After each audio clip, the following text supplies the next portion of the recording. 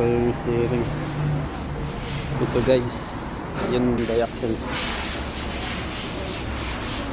Problema, sumasayaw. Sabi siya ko.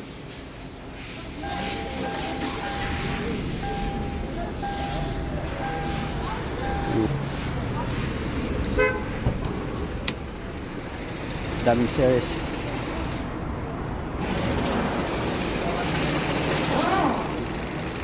Electronic pala ito. Electronic steering. Mapit-tapi. Ayan o.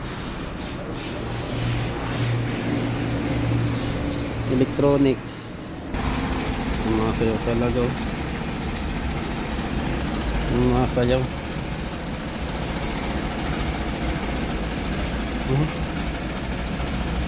Ano ba yung problema nito? Sumasayaw.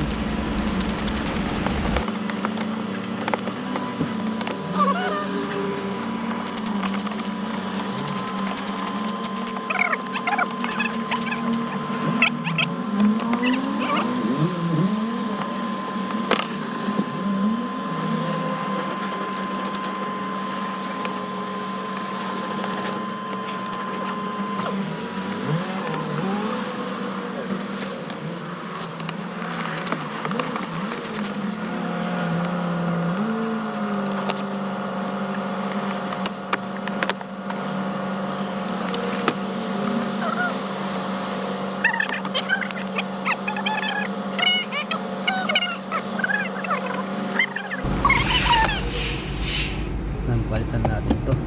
Gasada ka ha? Ito, isa siya.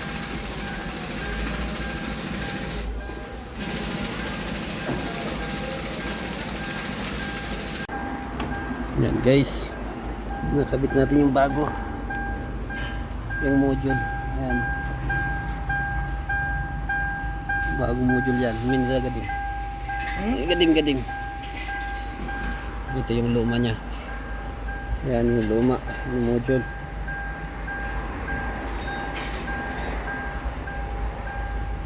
Ito yung bago. Ito yung luma. Ito yung naging problema. Kaya sumasayaw yung steering wheel. Ito kadalasan nasisira sa mga APS. Scan natin guys. Kasi kailangan natin i-scan. Pag nagpalit ng dito ng module sa amin, ini-scan din namin para hindi na bumalik yung problema. Yung pag-calibrate pala nito ay kailangan may scanner, tapos yung steering wheel nakasintro yan. Try natin ito i-calibrate.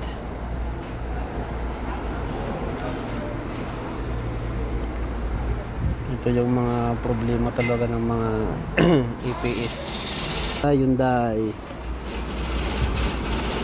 Accent 2014 model. Diagnose.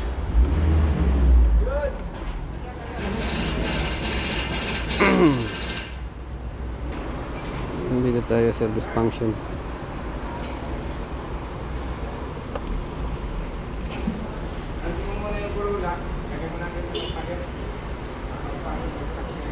Ayan, steering angle reset. I-reset natin dahil nagpalit tayo ng module. Ito module, magpalit tayo.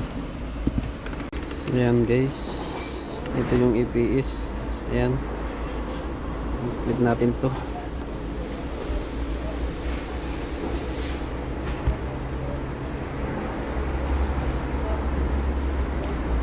Tapos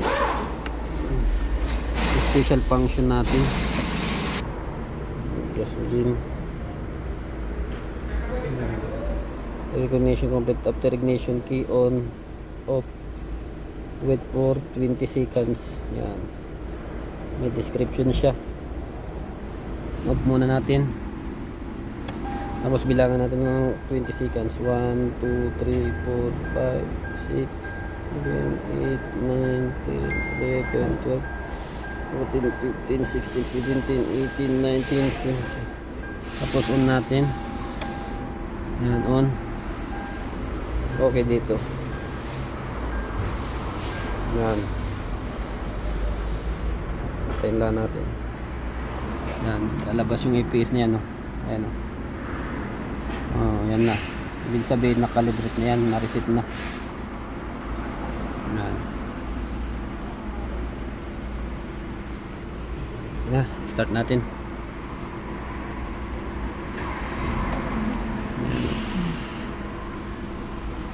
Yan. Okay na. Hindi na sumasayaw. Kakalibrate na yung APS mo. Ayan.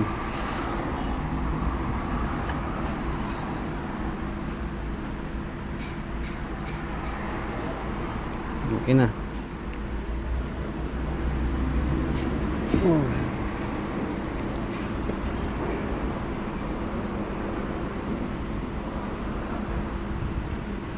Patesting natin. Sabi, Midel.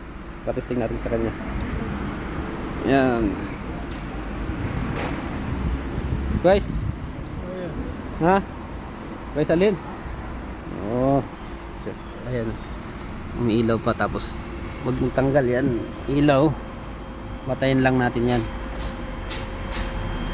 Patayin lang. Tapos nawawala na yan. Ayan natin. Ayan, nawala na. Wala na yan. Okay na. APS problem. Okay na. Ito okay na to, goods na. Yan lang, yung pinalitan. Okay na.